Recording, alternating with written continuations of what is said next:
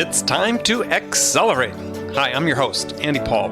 Join me as I host conversations with the leading experts in sales, marketing, sales automation, sales process, leadership, management, training, coaching, any resource that I believe to help you accelerate the growth of your sales, your business, and most importantly, you. Hello, and welcome to Accelerate. It's another episode of Frontline Friday with my very, very special guest, Bridget Gleason. Bridget, how you doing? Andy, good morning. I am doing great. What about you? Well, thank you. Thank you. And where are you today, Andy? Which coast are you on? Still on the left coast.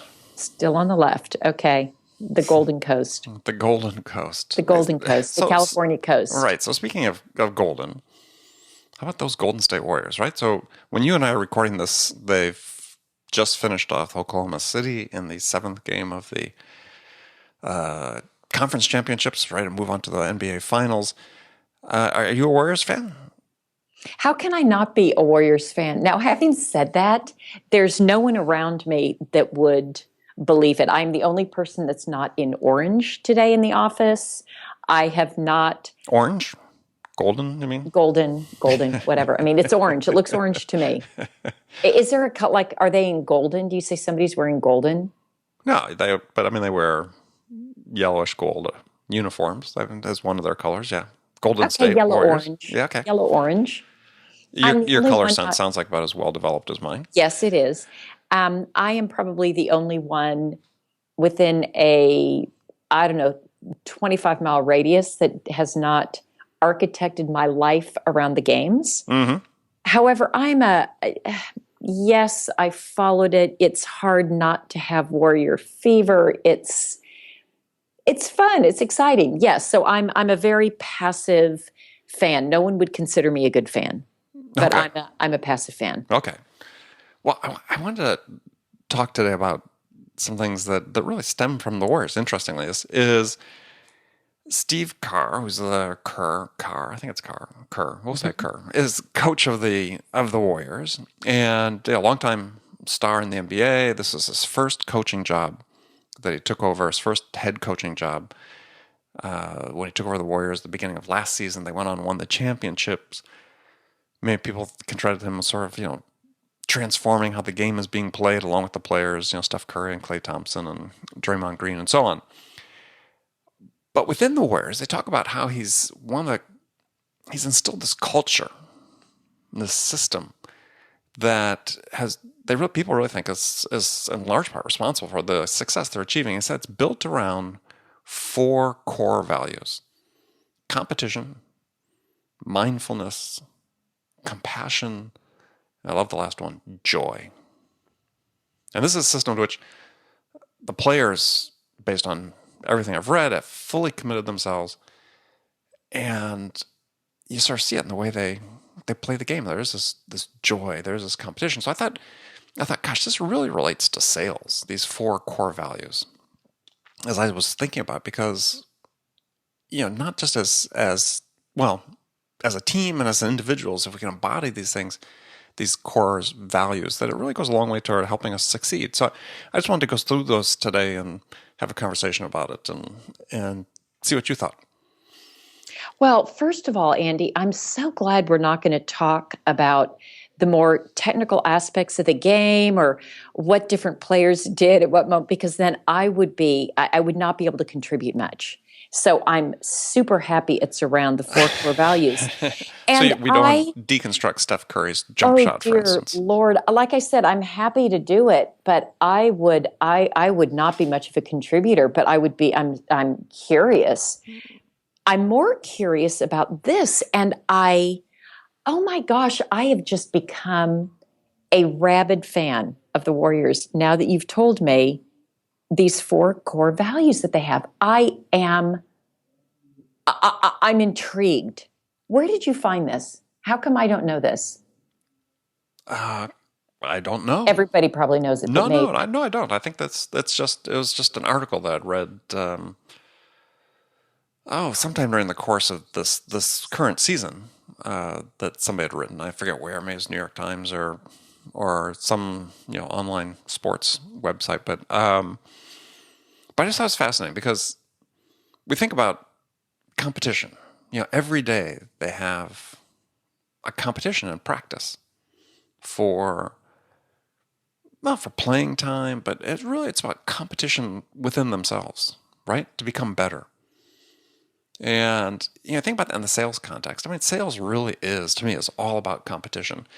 And and for me, in many ways, it's primarily a competition against myself or with Definitely. myself, right? Because Definitely. for most people, selling's not a natural act.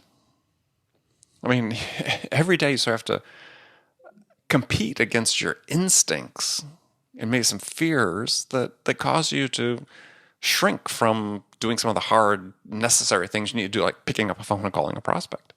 Or maybe, investing time to read a book about sales or whatever else. So, I mean, that first level of competition is just about with yourself and taking the steps you need to get better. Yeah, I'm thinking about it as you're sharing this, Andy, that yeah, you're right. I think there's a lot in that word and that value competition. And it's the, like you said, the competing with oneself. It's the internal desire and discipline to get better and all the work that's entailed and the motivation and the self-motivation. And to me, also within competition is teamwork, Exactly. because great competitors are also great team players. And there's so much packed into that word competition. And I think what I'm used to hearing for values is, it would be different layers within what I think that one word encompasses, teamwork, discipline, motivation, striving. I mean, there's a whole bunch within it that gets spelled out as different values. I love that he's got it as a single value. And then he goes on to the others of mindfulness, compassion, and joy, which I think are more surprising to Well, have as a value for an NBA basketball team. yeah. So before we finish unpacking the others, move on to unpacking the others. Yeah, yeah. Let's talk about competition just a little bit more because you brought up a good point. Is the competition, part of a team? Is it's not it's not like you're necessarily, yes, you're competing against your competitors, but what you're really doing is you're competing to execute what you do. You really can't control your competitors. I grew up in Wisconsin as a big Green Bay Packer fan. The legendary coach there very early in my childhood was Vince Lombardi. And he was very famous for having a pretty limited set of plays that he ran on offense. And the critics and the press used to sort of ping him on that occasionally. And his response was always about, I can't control the competition. All I control is how well we execute. And he Mm, didn't really mm, care if mm. the competitors knew what play they were running because he knew that they were so well drilled as a team, as a cohesive unit, that the individual players trusted each other to do their job so well that from a competition standpoint, for them, they were really competing, not necessarily against the person on the opposite side, but it was just about we're competing to execute this as well as we can. It's a focus on what we do, not on what someone else does. That's great. Yeah, I think that's really the name of the game. It's what we can control in Yeah, life. I mean, not just yeah, even in sales, in life. What can we control? How do we execute? And that's all. Focus on what we have control over. yeah, which Period. is And what we spoke about last week in our episode. right. So that competition. So the second one then that I really liked was about mindfulness, right? About being present, being in the moment, letting go of the past and not being concerned about the future, but being right there and being in that moment and seizing it. And I think that's, again, very important in sports. Hugely important. If you have a mistake, you see Steph Curry, one of the greatest stars in the NBA, and currently, and maybe in a few years, may look back and say one of the greatest players ever. He takes a shot, misses it, he takes a lot of shots. He knows he's going to miss shots. He doesn't let it hang him up, right? He doesn't get bogged down by the weight of what he didn't do or didn't achieve. Because he's in that moment, because there's another moment's going to come very quickly where he needs to perform. It's such a great one for sales because it's very similar. I mean, that you're going to win some deals, you're going to lose some deals, and to let the past bog you down in the present, to let the future bog you down in the present, can only hinder our performance. And I'll tell you, Andy, I don't know about you, but I struggle to be in the present. And I have to work on it. It's really an active decision that I make to be in the present. It is very easy to feel badly or less than or hypercritical of a mistake I've made in the past or a deal I've lost or whatever it is, or to be so focused on the future and what I want to do and the sales I want to make and the numbers I want to achieve that I miss the importance of the present. And I think in the Warriors' case, that's how if they can keep their minds in the game in that moment, they've got a better chance of executing well. Yeah, well, I think that in sales and business and life, as you talked about, we all have this tendency to hang on to things, right? Gosh, I beat myself up, hypothetically, right? You beat yourself up for a long time, but a mistake you thought you made on a deal, and you keep thinking about it. God, I wish I could have done that differently. Da da da da da, and it's that cycle of rumination that can actually paralyze you going forward. Because when you have the opportunity to do it again, something similar again, what you're not thinking about is what you want to do. What you're thinking about is what you want to make sure doesn't happen. Mm. And it's the wrong way to approach things. So in sales, yeah, we may make mistakes. But what we do is it's not that we don't learn from mistakes. It's that we learn from mistakes and then let them go. That's the part Exactly. that's really hard for people. And so what's great, and you think about it from a professional athlete standpoint, well, yeah, when you get into crunch time, when there's tight games, and at the tail end of this last series with the Oklahoma City Thunder, there's tight games as Right. the A Warriors lot of came from tight behind. moments. Right. Is what was that difference, toward the end, where sort of uncharacteristically suddenly the Thunder started making mistakes they hadn't been making, and the Warriors started executing at a higher level and making fewer mistakes. Part of that I think was about the competition, but some of it I think that Steve Kerr preaches, is being in that moment. He actually, an article that came out recently about him this week about the single most influential book in his life, his professional life, was a book, an old book called The Inner Game of Tennis, written by a gentleman named Timothy Galway. And the book is all about mindfulness. It's about being in the present. It's about how you have to shut out the mistakes that come from the past if you want to execute well in the future, and so on. And it's funny how a basketball coach, and actually Pete Carroll, who's the head coach of the Seattle Seahawks, swears by the same book. Okay. Well, you know that is going to be the next book that I read. Okay, good. I'm fascinated. I'm going to read everything I can about the Warriors and the values and Steve Kerr and all of that. And I'm on this one. I can hardly wait to read it. Oh, good. Okay, well, we'll make it a subject. It's on my list. I read it years and years ago, but I purchased it again. I'm going to reread it because, and there's somebody actually, just a gentleman who's I interviewed for my show. His episode, I think, will air a little bit after this episode. A gentleman named Jeffrey Lipsius, who's written a book based on the inner game of tennis, but applying it to sales. The inner game of sales, called "Selling to the Point." And all again about incorporating mindfulness into your sales activity. So it's a good book people should check out if they want to pursue this a little further, as well as The Inner Game of Tennis by Timothy Galway. All right, so the next value talk about is compassion. Again, you think about compassion in terms of professional athletics, you really don't, it's not what really I comes to mind, right? know, I know. It's fascinating. But it is a team sport, right? You have to have empathy and compassion for your teammates. Mm. That's how, part of the trust is built up. I mean, they interview the coaches like during the timeouts and at the beginning, start and end of, I think we're doing one timeout during each game and then at the start and end of quarters or something. And in one of those, in a recent game, they're interviewing Steve Kerr and they said, well, what's, you guys are behind, what's going on? I says, well, we just have to get back to trusting each other. Hmm. Hmm. I like that.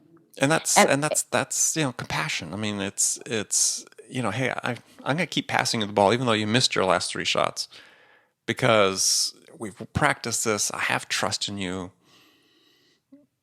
I know that you're gonna make the next one, and we're gonna work our system together.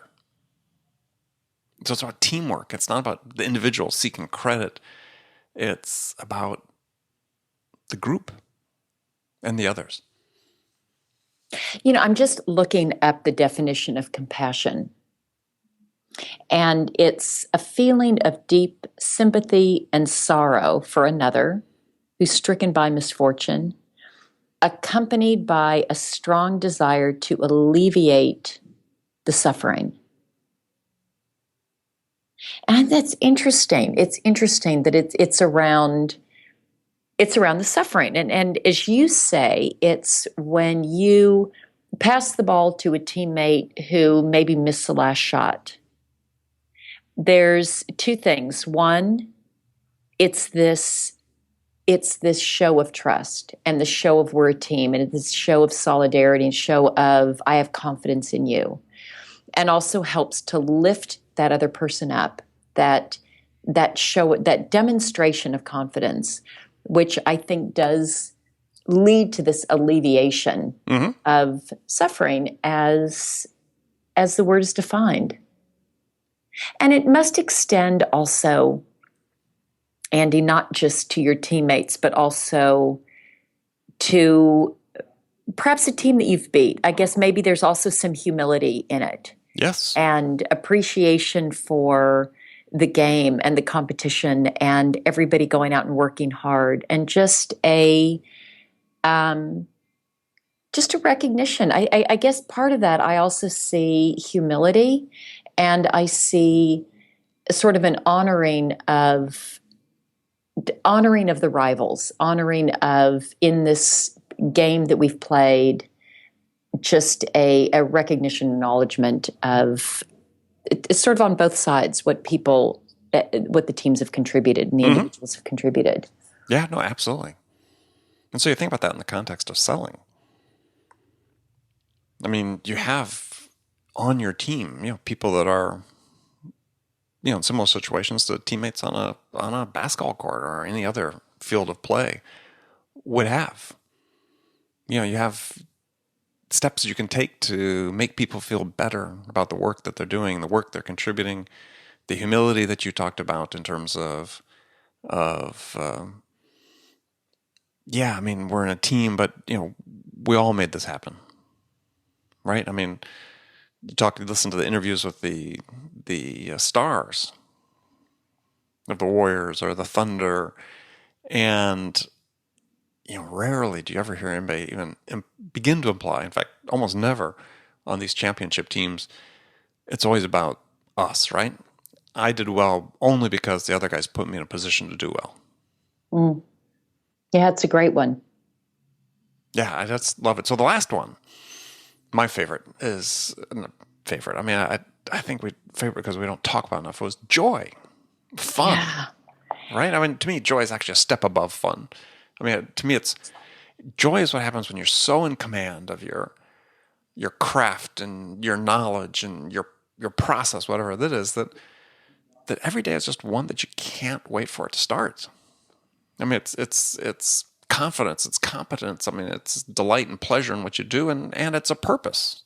as well. I mean, it's having a purpose. The joy comes from, to me, for all those things. Well, and you know, to me, joy is also much more internal and more lasting than fun. Fun is, to me, is just something happened. I'm having fun in this moment, where joy is just the kind of the extension of it. It's, again, to me, it's a more lasting state of being as Mm-hmm. opposed to an activity Yep. that causes some emotion. And my executive coach had said to me when she and I first started working together that any work that I do or anyone does, there needs to be joy. We have to have joy in what we do and our work and the people we work with, and that it's such an important part of life is to have that joy and make sure it's in our everyday. And I like that it's also in this list of values because I agree with that wholeheartedly, that joy has to be part of and integrated in everything that we do. Yeah. And as I think, it, comes from, I said, being in command, being confident, feeling competent, mastering a process. I mean, to me, that's why, as a sales professional, you want to continue to invest in building your knowledge and going out and talking to more customers and getting the repetition and the experience, because then when you're in those moments when it all starts to click with a prospect or a buyer, and you can almost foresee where it's going to go. It's almost like you can predict where things are going to happen because you know that switch is flipped in the mind of the customer, that they decide you're who they want to do business with. It, you get those moments of spontaneous joy that keep you coming back and motivate you to want to go out and do it again. And I think from obviously players with the Warriors, the joy of playing together is so intense. You can just see it in the results. You can see it in the games, and you want to try to have that same feeling at work. Yeah, I think it's an important element. We at Sumo Logic, we brought on recently a new VP of Sales Operations, and it has been very successful. Lots of startup companies, gone IPO, and has worked with companies through very difficult periods of time. And he was talking about a particularly difficult journey that this previous company he was working with was on, and they brought in somebody who'd been extremely successful at Salesforce. And when this gentleman, Ben, who works for Sumo Logic, had asked him, what is it? What are we missing? What do we need to be doing? What am I not seeing? He was surprised by his answer, and his answer was, have more fun. So it speaks to that element of joy. You got to make sure that people are enjoying in themselves. He used the word fun. I think it's still on that spectrum of joy, that people need to be enjoying what they do and working with one another and feeling that sense of delight on a daily basis. And that really helps to bring out peak performance. Well, I agree. And it's incumbent upon managers and leaders, much as Steve Kerr is doing at the Warriors, with all four of these values talk about, is to walk the walk, talk the talk, model the behaviors and the values that you want to embody in your team, or you want your team to embody. And if you can do that, then the first step towards making it happen for everyone is going to take place. Yeah, it's great. I am so excited. I feel like you've just set me on a new reading path, and nothing could bring me more joy than to be on this journey to learn more about the Warriors. God, I cannot wait. I know my theme for our next sales meeting, which is on Monday. So this has Excellent. been super helpful for me. I'm here to serve. So I like it. I'm glad we were able to do that. And again, I hope everybody listening today got a lot of the show. We certainly did. And this has been another episode of Frontline Friday with my very, very special guest, Bridget Gleason. Bridget, look forward to talking to you next week. And likewise, have a great one. Thank you, everybody, for joining us, and we'll talk to you next week. Thanks for listening to the show. If you like what you heard and want to make sure you don't miss any upcoming episodes, please subscribe to this podcast on iTunes or Stitcher.com. For more information about today's guest, visit my website at andypaul.com.